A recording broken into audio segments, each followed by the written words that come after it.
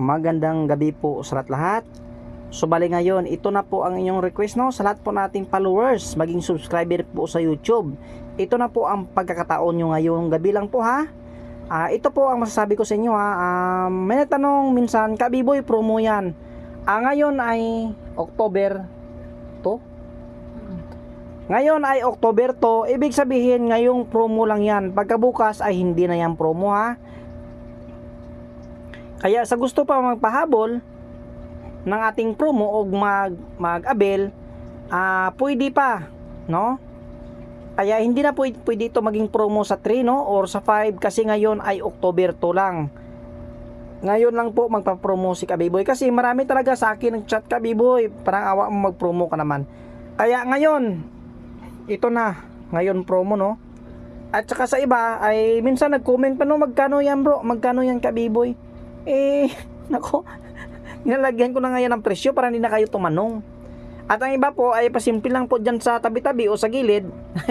Pag nag-promo si Kabiboy, automatic talaga yan kukuha. Yan. Pero patalastas muna tayo ha. Yan. Sino ang maswerte na makakuha nito no? Ito po ay nyug na 4 ang mata. Yan po talaga ay lumalangis. Yan. Hindi ko yan nilalagyan ng langis ha. Kahit pumunta sa inyo ito, ay lumalangis talaga yan. Alam nyo, pambihira po na makakita ng nyug talaga na lumalangis. Akalain nyo ha, nyug na 4 ang mata lumalangis. Maganda ito sa negosyo. Ilagay mo sa table, sa altar mo, sa negosyo mo, ilagay mo po itong nyug na 4 ang mata. Ibig sabihin, 4 na haligi sa 4 na sulok ng mundo. Kaya kahit anong mangyari, hindi matutumba ang iyong negosyo kasi nandyan sa iyo ang 4 na haligi sa 4 na sulok ng mundo, no? Kaya ito na ngayon. Ito muna ha. Yan. Pinag-iisipan ko talaga kung ano ang maganda pa talaga gawin dito, no? Yan, sa anting-anting na ito. Ito po ay hango sa sinturo, no? Marami akong sinturo noon, pero ito talaga ay iba. Yan po ay bulalakaw. Yan, mga diamante po yan. At alam nyo ba, meron pa ako ngayong promo. 3 piraso paunahan sa promo na yan, ha? Bulalakaw, diamante po, ha? Yan po ang kanyang wangi. So, pag ginagawa pong, ano po yan, nililiha, no? Yan. Diamante po. Yan. Pasensya na kayo ha, madumi yung ating kamay kasi nga ay tingnan natin ulit. Nakapilit yung shoes glue. Yan, yan. Gusto niyo ba makita yung palad ni Kabiboy? Yan, simple lang po yung palad no. Ay ito po ay kaliwa. Hindi po magulo ang palad ni Kabiboy sa totoo. Yan glue. Kaya tandaan niyo ha, ang palad ni Kabiboy hindi yan magulo. Kaya ganito akong tao, simple lang. Tingnan nyo ang guhit sa aking palad, hindi yan magulo. Kaya itong mutya ng burlakaw, pag gawin po nating mga disenyo, ganyan po ang itsura. Yan po ay talaga diamante. Sa mga manglalason dyan, pag mayroon ka nito, ay sabog talaga ang ang baso.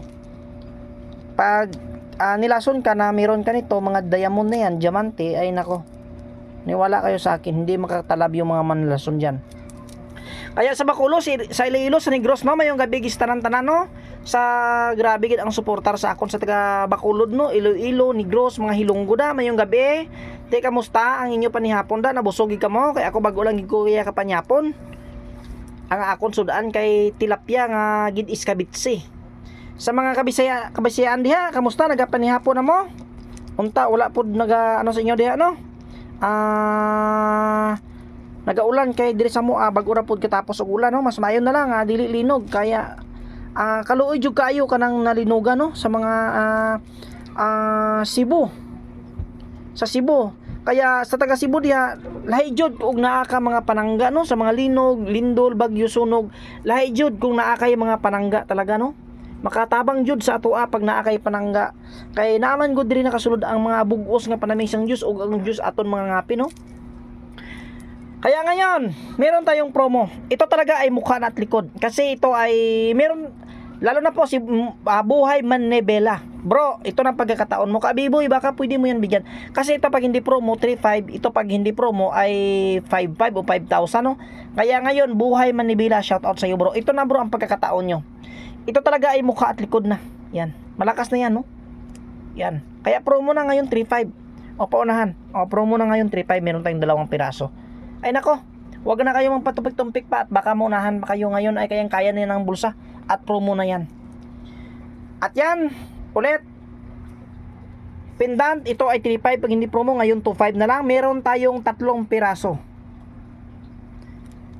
At yan, gumamila silis, mabulaklak na langit sa lupa kay Maria. Yan, napakaganda po. Yan. Ito po ay ganyan na lang po ang kanyang presyo. Meron tayong 3 piraso. At yan ulit, mutya ng bulalakaw, meron tayong 3 piraso. Oh. Unahan na lang ngayon, yan po ay promo. Kaya wag ka na magpatumpik-tumpik pa. Pag matagal ka na nakapalo kay Kabiboy o nakikita yung ating vlog, ngayon ay pagkakataon nyo. Ito po ay super promo talaga. Yan. Kaya no, sino kaya ang maswerte na makakuha nito, no? Potong bulalakaw, may. Sino kaya ang maswerte na makakuha nito, no? Yung belt or sinturon. Alam nyo ba ang mga disenyo na gagawin ko nito? Ay, ito talaga ay engineered talaga, no? O pinaplanuhan talaga kung paano yan talaga gawin. Nako. Nako, sinturon yan, no? Yan, sinturon yan. Yan talaga ay mutya talaga yan, lahat ng mutya ng bulalakaw, no? Yan, thick tight, no? Kalain nyo, ha? Yan. Na. Paano pag nilagay ni Kabiboy dyan, no? Yan. Ang caramel may kotong gagmay. Hindi na lang. Nako, pag natapos ito, nako, mamangha kayo. Marami ako dyan disenyo na pwedeng ilagay. Kaya ito ay papalabasin ko ito siguro mga December or November. Infinito may hiliw. Yan, no? Yan. At kita nyo ba yan? Nako. Sinturon po ni Kabiboy, puro yan lahat infinito. Yan, mga infinito. Kita nyo yan, no? Infinito 8. Ibig sabihin walang hangganan o walang katapusan na swerte, no? Yan, 0, number 8. Kaya pag meron kang infinito, ito ay magagamit mo talaga sa negosyo, sa baril din, no? Ito ay magamit mo talaga na pangkalan. Alam nyo ba kung bakit? Ito ay tinawag infinito na bakikang, no? Yan ang disenyo ko po dyan, mga infinito yan, mga infinite. Ito ay mga liklay, oh, yan, infinite stone, at yan ay bulalakaw. Kaya ito ay maswerte ka pag ikaw talaga makuha nito, lalo na ay ito ang bago kong disenyo. Yan. Kaya, nako, pag sa'yo ang anting-anting ni Kabiboy, nako, manalig ka talaga dyan sa anting-anting natin. Marami na itong testimony, no, at marami na itong nakasubok. Pero itong aking anting-anting, hindi ko po ito binabaril, no, kasi ay alam kong subok na yan. Matagal na panahon na subukan na yan noon. Kaya ang anting-anting nyo, tayo ko po, sa lahat ng mga antingiros o mga manggagamot, antingiras, huwag nyo pong baril ng iyong anting-anting. Nako, alam nyo ba? Bawat isa po nito ay may sarili po yung espiritu. Yan, may espiritu po yan. Pag binaril mo yan, nako, kakainin ka ng mga espiritu nito sa loob. Maniwala kayo sa akin, gabaan jud ka, ana. Kaya imo anting-anting, imuha man ginapapusil-pusil mo man. Unya, kung balikan ka sa gamit, unya patay jud ka, kaluoy jud ka. Balikan ka, no? Kotong libreta na yun. Balikan jud ka mga espiritu. Otro gani nga sanina na espiritu.